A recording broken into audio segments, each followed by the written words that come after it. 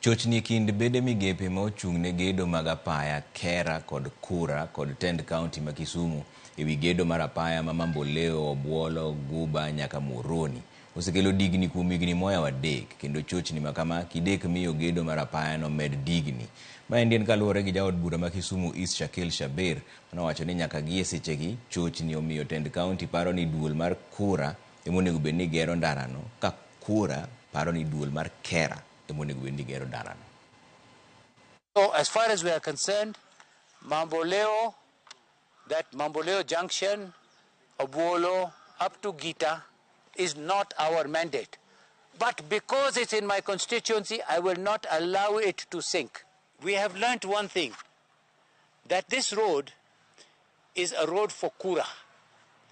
The same arrangement that KERA has with the county government, KURA has also with the county government. For 2 years, now 2 years, KURA has done nothing on that road. So we are now, we've brought it out and we have got this thing reclassified to a D road. So it falls under KURA, it falls under KERA. Once it falls under KERA, then we can identify and take that road and bring it into our mandate.